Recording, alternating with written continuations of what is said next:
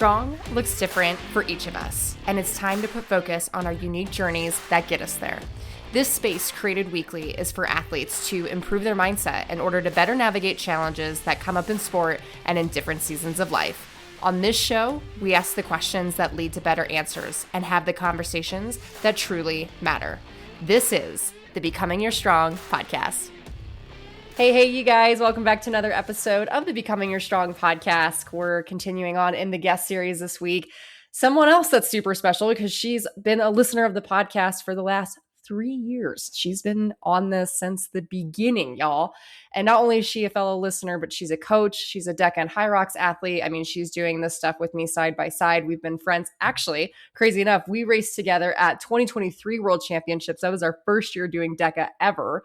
So we've been longtime friends. We've been able to see each other at competitions ever since then.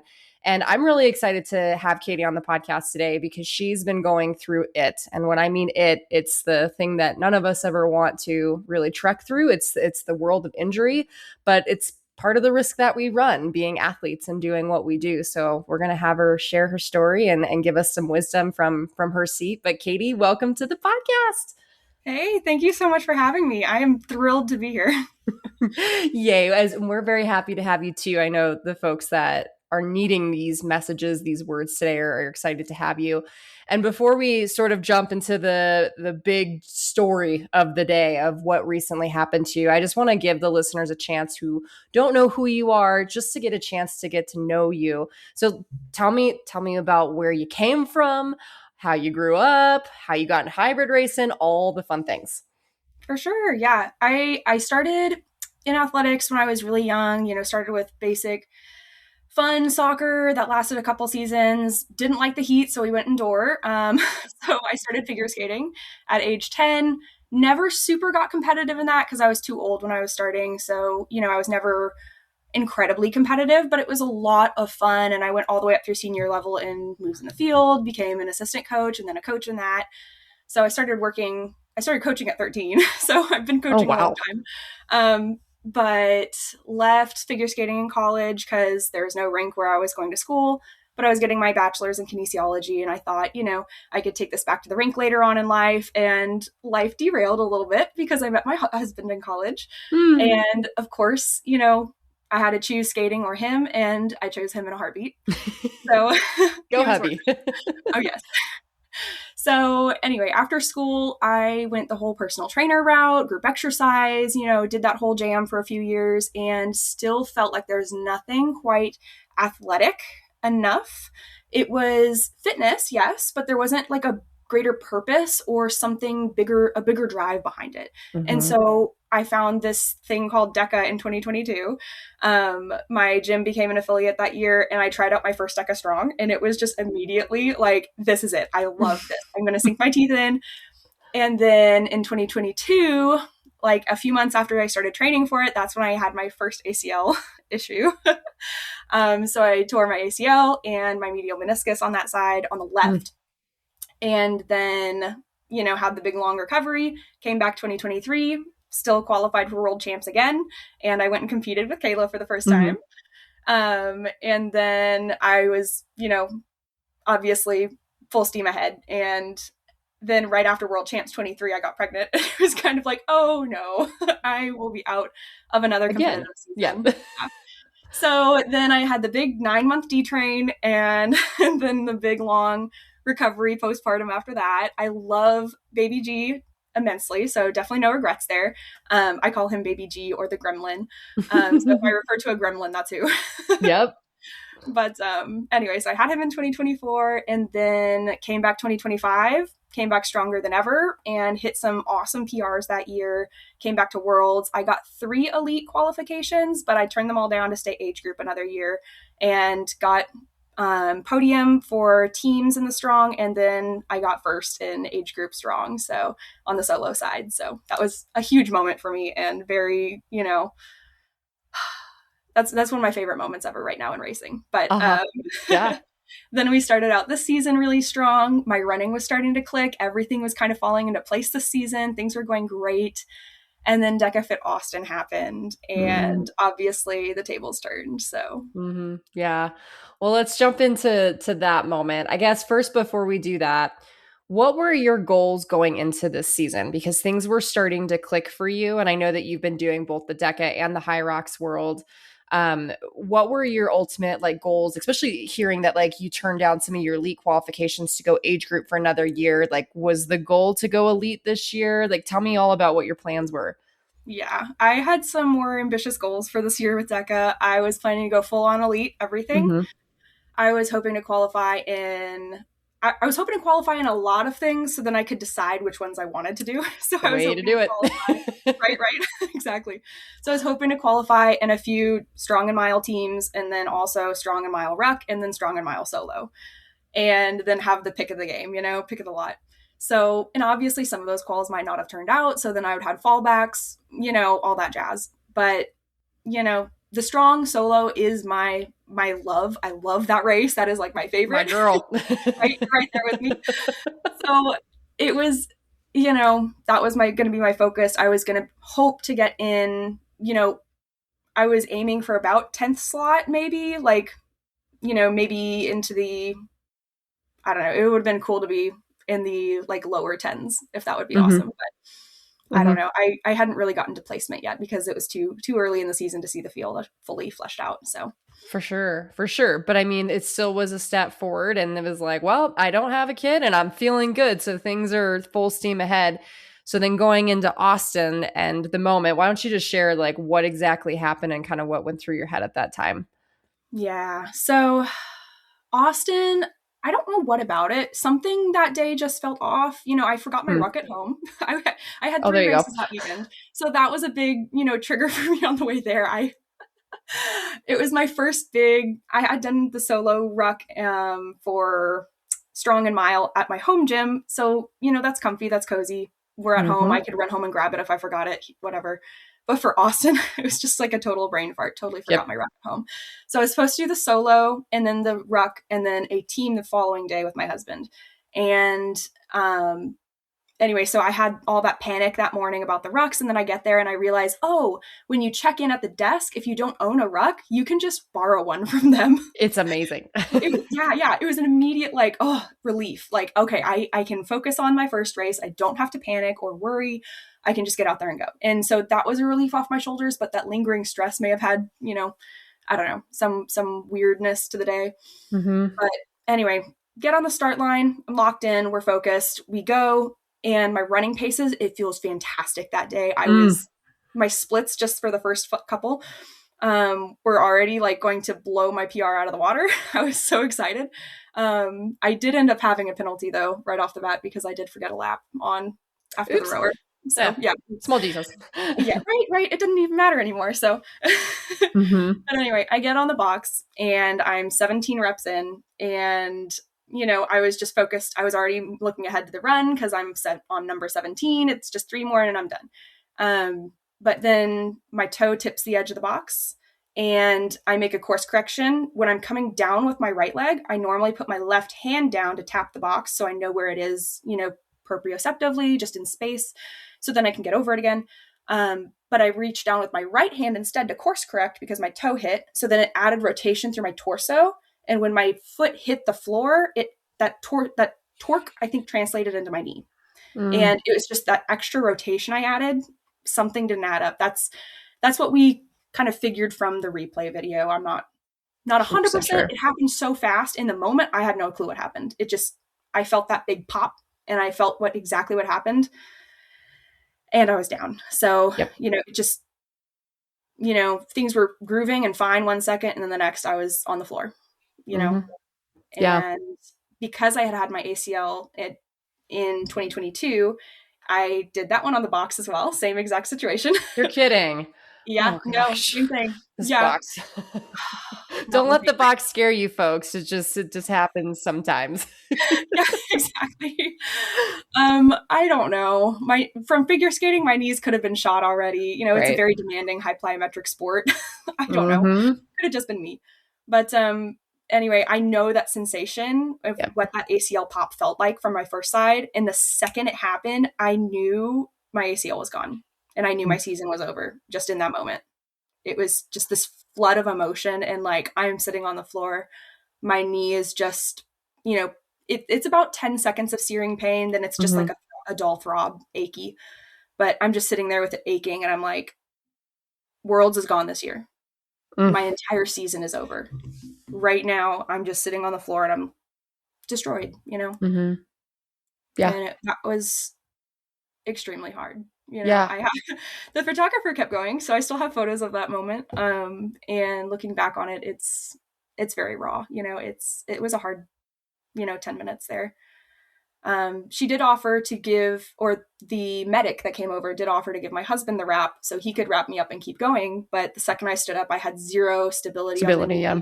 And I knew I did some little like toe bounces and stuff, and there is no way, no way I could have kept going. And if I had kept going, I could have injured it worse, Yep. which would have set me back even farther. And I told myself, no, there's no reason to keep going. I can't finish. We're done, Mm-hmm.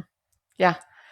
Yeah. That was a good call on you, and good for you also for taking those 10 minutes to just be what I called in the suck for a minute, to allow for yourself to process the emotions.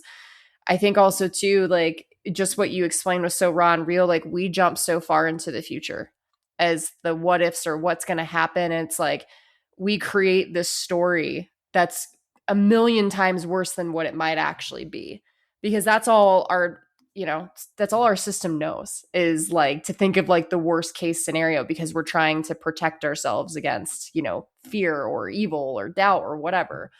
So that's a lot of hard stuff to really go through. And so I'm curious to know, like, how long did it take for you to really start to shift like okay, I know that things are not ideal right now, but like it's happened. It is what it is. Like I need to look forward to, the recovery process and what's to come next. Like how long did it take for you to start to navigate that conversation? Yeah. I feel like it wasn't just one shift. I feel like there was a shift, and then after surgery there was kind of a shift back and forth. Yep. A little bit more. Absolutely. Because it's an ongoing battle, with Mm-hmm. the mental side of everything. So pre-surgery, there was definitely one big shift. Mainly right when we got back from DECA Fit Austin, it was Saturday when the injury happened. And then Sunday, I still went to DECA Fit Austin because my husband still had one more team he was going to do with the buddy. So it was honestly really good to be in the environment and have that mental state of like, we are still at the race. I've surrounded by my community, and I have people who care about me, talking with them. And, it was still good to stay there and be there, the whole time. But when we went home, it was a Sunday evening, and I said, okay, first thing in the morning, I need to call my orthopedic doctor, the one who did my left side, because I need to get in with him so I can get the ball rolling, get the MRI, all that jazz to, move towards surgery if that was the necessity, right? Mm-hmm. And so immediately, like Monday morning, I was on the draw. We were ready to go. I got his first appointment, which was that Wednesday, and things moved super, super fast, which I'm super, super thankful for. But yeah, that shift happened really fast after injury, because I'm very much like a to-do list person of like, Me let's too. get this done, Yep. Let's get this handled, let's fix it. And then right around, I guess, 2 days leading up to surgery, it's like everything kind of started hitting me again of like, I'm going to start this long recovery and it's going to hurt. Like surgery is not fun. And the first few days afterwards, the first week, 2 weeks is rough, very rough. And so it's like that fear kind of started creeping back in again. And so this surgery was a lot more scary than last time because I knew what to expect this time. And last time I was going into it completely blind, So that was, a whole deal. One thing that I did do before surgery, which I was super, I love looking back on it, and I loved it in the moment too. I created like a surgery bucket list. Oh, love this. Keep going. Yeah, exactly. Of all the fun stuff I wanted to do before I was locked down in like rehab mode. So I went we went out with friends, we went on a date night, we like went to the park with the baby. We did like all the fun stuff while I was still somewhat able to hobble around and like get around on 2 feet well. So definitely 10 out of 10 would recommend that. That's like the best. Yeah. And I also like made my TBR, found a bunch of Netflix stuff I wanted to watch, so that I was like prepped for rehab.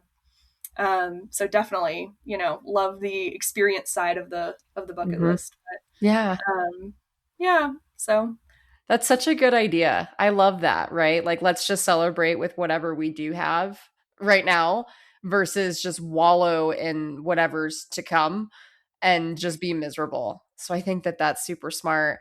And I'm also curious to know too, because this was not your first rodeo, it was your second one. And I've had some friends that have had multiple ACL repairs. And so each one has sort of prepared them a little bit more for the next.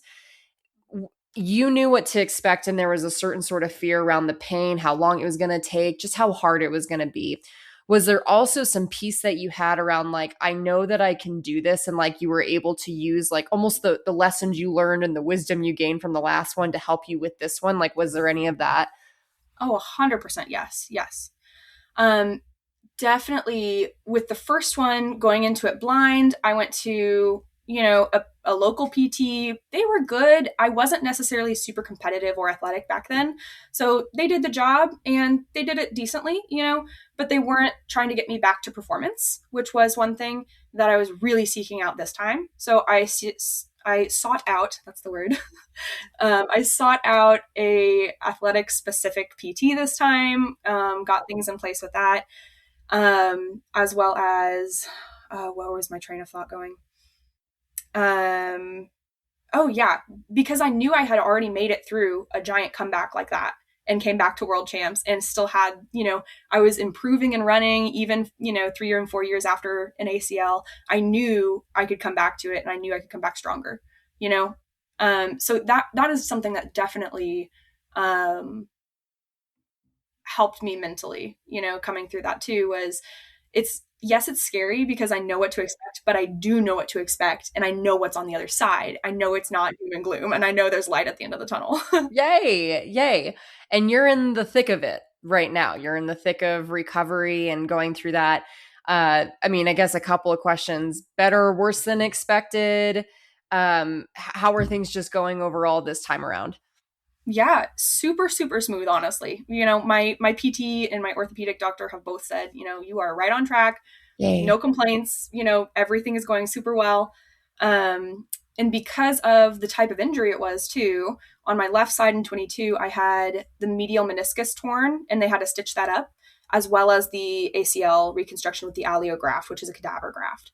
So on this side, on the right side, it was just an isolated ACL, no meniscus damage, which Oh, is huge sweet. on the pain level. Yeah. A lot less painful than with the meniscus. Yeah. So this one was just an isolated ACL. We did go with the cadaver graft again because I didn't want a secondary graft, a graft harvesting site, like the patellar tendon or the quad or anything like that, because I didn't want to weaken the surrounding structures of the knee, and I wanted to be able to kneel on the floor with my baby, so Mhm. without pain for the next year. So that was a personal choice. It's not the gold standard for athletes, with that graft choice, but it's where I'm at right now and it's what I wanted. So we went with it. But where was I? Oh my gosh. Oh yeah. But the side has been a lot smoother than the left side was, just because, I think there's multiple levels to it because this one has been less painful. It's only one injury site versus two. And also my level of fitness is so much higher going into this one compared to my last one. Good. Last time I was just, working out a little bit, doing my group classes, and then, I had just found DECA and started on that path. But this time I'm much more fit than before. So, Yeah. Yeah. Yeah. No, and so again, being that you are in the thick of it, and I'm sure again, PT is taking up a lot of your time, how have your goals adjusted this time around, knowing that like world championships is not really in the cards for this year? Like, what are the things that you're looking forward to versus being like, oh shucks, like this is just not the season for me and that I thought it was going to be? yeah. So I feel like, especially since World is out, the two big things that I've shifted into is immediate, just shift into not postseason, sorry, off season. You know, we're in off season mode right now. I can't do the strength building that we would normally do in an off season, but I can definitely do the cardio base that we can do in off season. So I am all about the zone 2 right now. We are in a big build on that. I've got my buddy lent me an air bike, so I have an air bike in my living room, which is Yay! fantastic. 10 out of 10 would recommend. And it's just been so fun being able to at least have something that both the PT, my ortho, my coach, everybody has agreed on, like, this is a perfect thing to do right now. We're going to do this thing and do it well. And it's something that will help me next season when I do get back to things. So definitely shifting into that, off-season mindset of, we're not completely benched. We're not completely, just on the couch on your butt all the time. Like, I'm still training towards something. I'm just in a different type of build right now. And I'm in a very specific focused kind of build because of it. So that's definitely helped. And then as far as world champs goes, being a coach as well, I'm focusing on that on just the strict coaching side now. So I'm working with my athletes, trying to get a couple of them ready for world champs this year, trying to work on their times and stuff and strategies on that and qualifying season. So it's been so fun just to take that step back, take myself out of the equation and just focus on them totally. And I'm super excited this year. It's going to be so fun. So we've had people from my gym that have gone to worlds in the past, but this is the first time my actual, athletes are going to the world champs. So, so fun. Or have a possibility of qualifying. I won't put all my eggs in one basket yet, but we're looking really good this season. So that's, you know what? I'm almost jealous, Katie, because there have been races, and I'll get to be the coach at another race coming up in, where am I going? I'm going to Raleigh here in a few weeks. I don't plan on racing the fit individually. I'm very happy about that. That's just not my race style. I love all of you who love that race style, but one of my girls is racing elite. We're trying to qualify her elite this year. She's just a amazing athlete. And I'm just so excited to be a freaking coach and not have to worry about doing anything else. And it's like, it's why we do it. We love our jobs. We love our people. So I'm slightly jealous of you just getting to go to the biggest event of the year and just chillax while everyone's like, I have to go pee again. Right. Yeah. And especially when you're a coach and a competitor, you have all of your schedules to deal with, and you have to take breaks for yourself to, rest between races or to warm up or rehab after the fact. And you have to take yourself away from watching your clients and athletes. And I'm excited to just be able to dive fully into that. So I'm definitely, excited to be present this year. Heck yeah. That's my girl. Well, there's a few questions that I have for you that I think that they're athletes that are in your shoes, or maybe one day will be in your shoes. Hopefully a bunch of people don't go out and get hurt after this, but things happen. You never know. How do you kind of, in the words, I hate using the word eliminate, because it's not always about eliminating the thought. It's about managing the thought better, being able to choose a different perspective.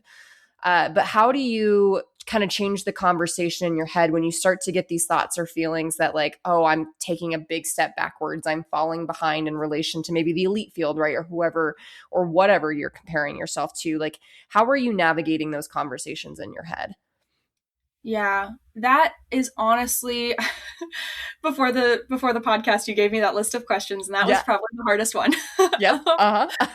Yeah, it's honestly, some days I just have to completely turn off social media and I can't even look. I can't watch, especially when big races are happening. If I know High Rocks New York was happening for 2 weekends straight, and I just had to unplug completely those weekends. There was a big DECA weekend a few weeks ago that I had to unplug because I knew a lot of people there. And sometimes that kind of jealousy factor does come into play, and you just have to completely unplug and say, no, I'm not going to engage with that. I'm going to find something that I can do today to help me with my rehab and to find enjoyment and fulfillment right now, because it's not about what they're doing. I'm on my own journey and my own path right now. And I think the thing that has helped me the most has been just focusing on what I have to do today to give my body the best recovery possible. And maybe that's, obviously doing my PT exercises. Maybe that's getting that zone 2 on the bike. Maybe it's taking time to journal my thoughts down and just to kind of decompress a little bit that way if Yep. I'm having any of those negative things. I'm not perfect, and some days are extremely hard, and some days I just curl up in a book all day, Mm-hmm. and that's what I can do that day. One thing on those days that helps me when things are getting really hard and I can't get out of my head and my emotions is to do the bare minimum. And for me, that's do at least one time, one set of your PT exercises. Sometimes that's jumping on the bike for 5 minutes, or stretching out my knee a little bit. And then I can curl up with the book, or then I can take that step back, or then I can go journal, whatever it is. But I'm at least doing the bare minimum I need for that knee today, because it's just one step at a time. And if Yep. I just focus on that next step ahead of me, that's really what's helped me the most, because Absolutely. it's overwhelming if you think about the whole process, and it's Mm-hmm. overwhelming if you think about what everybody else is doing in their performance, and it's not about that. It's about you and your recovery and what you can do today to help that recovery the most. Mm-hmm. And it's just day by day, one day at a time. Absolutely. Absolutely. I think just to personally add to that, I mean, injury or disappointment and maybe a performance, like we've all had these some sort of experiences where the universe or the higher power, whatever it is that you believe in, kind of shuts that door in our face. And you're like, okay, but how, why me? Like, why now? And it's just like this kind of like victim mentality questioning that we start to have again. Not that that's bad, it's just what we tend to fall into. And I almost love those moments. Like I had one earlier in the season, like just a couple months back when I did my first strong run of the year. It's been 6 months since I've done it, since World Championships. And I did it in the middle of heat and humidity and still put up a killer time, But I'm sitting there like, am I getting worse? Am I falling behind? Like, is all the work that I'm doing not paying off? And it's like, no, you just were a little bit slower than you were last time. Like, it's not a big deal, right? And it took me a while to get to that point. But I share that because sometimes we have to go through those experiences to learn the lessons in order to like become the person that we are capable of being. And I think an offshoot to that as well too, especially for those of us that are coaches like you and I, we have the very special duty of being able to be the light and to be the leaders for other people in our industry. And like for you, Katie, I mean, I can truly see you helping people that are going through exactly what you're going through, right? Like if there's anyone that ever has the injury or the downfall that that you're experiencing, you're the go-to person for that because you mentally, emotionally, physically have been there. And that to me brings so much peace, being like, one day there's gonna be that girl or that guy that I get to help because I chose to walk through it. So just I always keep that close to home, just as on the emotional side, because that helps me being like, okay, I can go through another day of this shit, let's go. Right? Definitely. Yeah. Oh, Yeah. Well, good. Okay. So the other ones that I had for you, let's see. How do you stay disciplined when you don't have a race on the calendar? Because I know you just shared that you do the bare minimum, which I think is a fantastic concept for sure. But how do you even do that? Like share more of how you get yourself in that space. yeah. That was really that's really the thing that helps me on those hard days, doing the bare minimum. With when it comes to day to day, I've got therapy 2 days a week right now for my knee. And when we first started out that first month, it was 3 times a week, and then we've decreased that a little bit as we've gone. But having my coach in my corner as well. She's Mhm. giving me workouts 3 days a week right now. We used to do 6 days a week, but obviously I don't have time, or not time. I have all the time in the world right now. I don't have the capacity for that volume right Yep. now, right?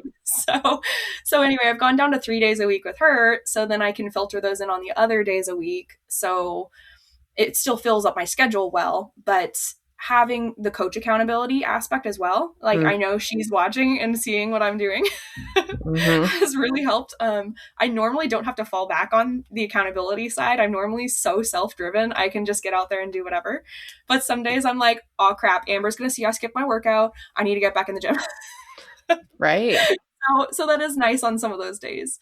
Sometimes, especially if I do have like For now, because of, PT is taking up time for lower body, and I've got all the lower stuff to do at home from the PT regimen. At the gym, I'm doing a lot of cardio and upper body. So on those days, maybe I'll just go, and if I'm really not feeling it, the bare minimum that day is going to be get through the warm up. And if you feel great, do the first superset. If that feels good, do the second superset. We're taking it one step at a time here. Mm-hmm. And if I do that, normally I'll get through the whole workout. But it just depends on the day. And some days I feel very normal. Like today, I'm feeling super good, super normal. Had PT this morning. It went really well, and some days it's not a struggle, not as much of a struggle as it would be otherwise.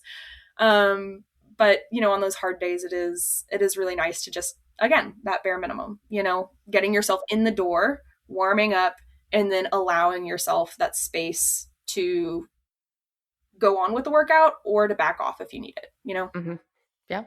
Yeah. I think that that's good advice for people that are not injured, like myself. There's days where I have the lovely ability to do hard workouts, and there's days I don't want to do them. Right. And so discipline becomes a real big thing. And sometimes you just have to like go and shut off whatever's going on up here and just do the warm up, get through the warm up. And then from there, if you feel like you're about to vomit, okay, then pull off for today. But if you're like, okay, engine's revving, which 90% of the time, that's what happens. We just got to get past our head.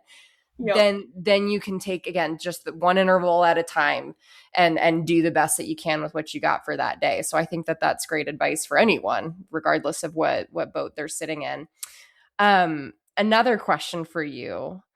Has the thought of what if I never get back to where I was? Because again, you were on that up and up. Mm-hmm. For a second time. Yeah. Has that popped up, and how have you started to overcome that one? Yeah, that definitely popped up a lot more with my first ACL. You hear all the old stigmas of like the ACL is a career ender and all this stuff, and it used to be, but not anymore. Modern medicine is magical and wonderful, and it is no longer the career ender it used to be. But, you hear those things and you think about that when you're going into these kinds of recoveries. There's no way you can't. Worst scenario, right? And so the first ACL, I really had those thoughts constantly. Well, I just found this thing, DECA. I'm so excited about it. I want to get back to it. What if I never do? And it just this conflict happening, and I proved myself wrong. I came back, I did the thing. I went to Worlds. I won Worlds last year, right? So it is possible. And I feel like that's not been as big of a question for me this round, because I know I can come back, and because I know I can, because I've done it in the past. So I have that past proof. I just have to remind myself I have past proof in those moments, I do feel like I did have a lot of doubt about ever doing the box again, because I know that there is some big fear for me on the box, because obviously, box 2, KD 0. So I have considered just doing teams from now on in DECA or ruck, where it's a little bit slower paced. I don't have to do plyometrics over the box, or just strictly wearing knee braces when I'm doing any kind of solo DECA anything, which I probably will be doing for a long time. Yep. Good idea. Yeah. I'm never going to touch the box again without braces for sure. Yep. But on both knees probably.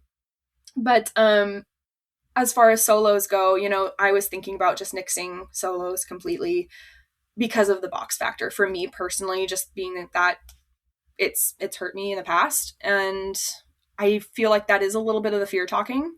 I feel like that's something I'm just going to have to evaluate as I get back into the season. Once I'm back in return to play, we're starting to train again.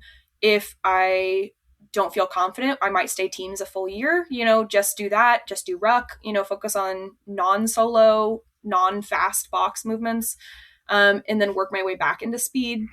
But that has been the question, return to box versus return to play on this one. So yeah, because that was the other question too, is like, when you burn yourself on fire, you're like, ooh, okay, hold on. Like, I got to be a little bit more careful this time. And so learning how to trust yourself again, trust your body again, that's a really tough process. And so I don't know, is there anything that you're pulling up from the last time around that has helped you, like, okay, like I can do a step up today. Like it's going to be just fine. Just even like the smallest little things. Like, is there any lessons that you've learned from the last go around that are like, girl, we got this?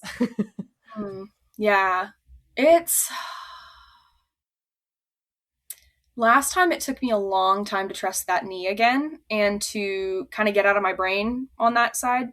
Mm-hmm. Um, I feel like that was also because of the meniscus. You have to wear the brace longer and it's locked out for a section of, for 6 weeks at the beginning of your Yeah. post-op. So I was much more brace dependent the first time, and it was really trippy when I started weaning off the brace.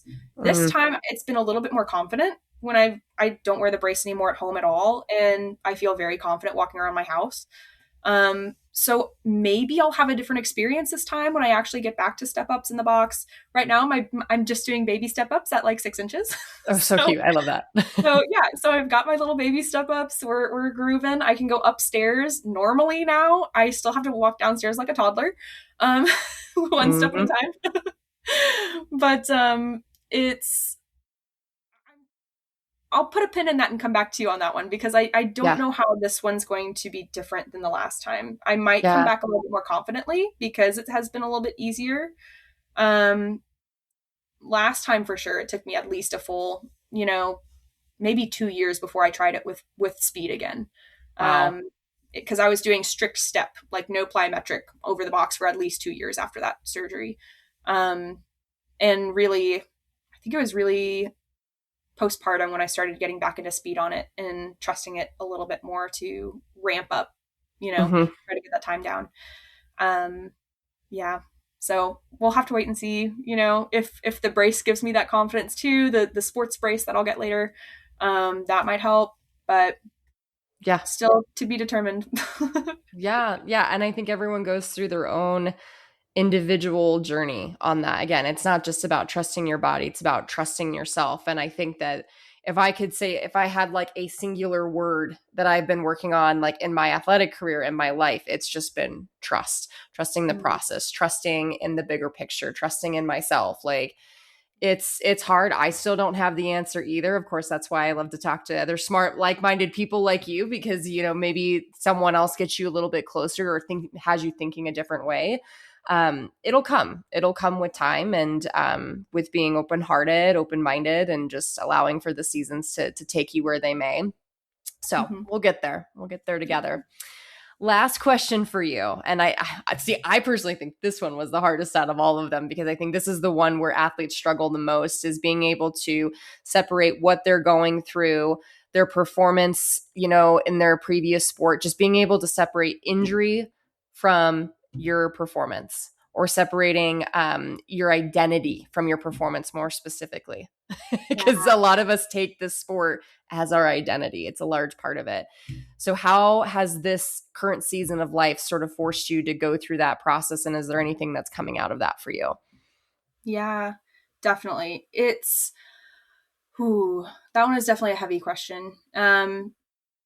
My first in my first reaction post surgery, when I'm sitting on my porch laid up, I've got this giant brace with, still got my nerve block on, day two. And I'm sitting there watching my little gremlin play on his little slides and play set out front. And Mm-hmm. I'm sitting there and I'm like, I'm still an athlete, but I'm also a mom. Mm, And I'm a wife, and my mom's over there playing with them too. I'm a daughter.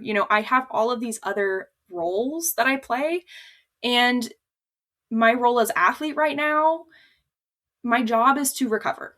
And so knowing that job, and maybe it's not at the high level performance I was doing, but I'm still a part of that role.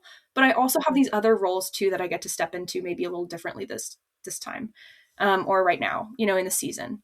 And so I feel like that has really been the thing that's helped me the most, is just not focusing too much on that one identity, if that makes sense. mm-hmm. Allowing myself to step back a little bit and say, my performance will be totally different this year. That's totally fine. I was making really great progress earlier this year and that got shut down. But at the same time, I can still be a mother. I can still be a daughter. I can still be a wife. There's all these other things that I can still invest in and Mm-hmm. find meaning and purpose in. So it's really good to take that step back, I think, Yeah. sometimes. Yeah. Because we do get so wrapped up in these. We spend so much time in the gym, so much time on our nutrition, our recovery, every aspect of, Mm-hmm. race strategy, and like, ooh, shaving off a second here or there. It's just crazy, how much time mentally we spend wrapped up in athlete identity. Mm-hmm. And it's okay to take a step back from that, investing in other hobbies, and not being so wrapped up in that one area. 100%. It's been a good step back. It's not a step back I wanted to take at the time. I was ready to get locked in and full steam ahead, but Mm-hmm. it's where I am right now, and I've enjoyed being able to have those other things to look forward to. And a lot of our family has come in to help, and so being around family has been really good. And just being able to take those other roles a little bit more, Absolutely. The universe doesn't give you what you want, it gives you what you need. And you might not understand it at this point in time, but there's going to be a bigger purpose and picture that comes into play. So, I mean, again, for anyone that's listening to this, I asked myself this, I think, like a couple months back, like, who am I outside of sport? And if this was to all get taken away from me tomorrow, like, how would I react? What would I do? Who would I be? And that was a really tough question to answer. And if you're in that boat, like, listen to exactly what Katie is saying. Like, there's other roles that you fulfill outside of just being an athlete. It is okay to dip into that. And who knows? Just throw this out there, food for thought.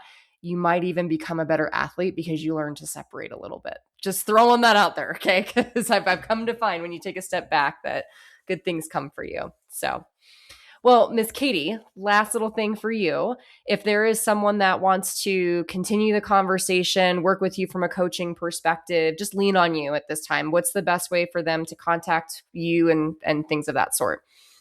Yeah. So DMing over Instagram. I am always on Instagram.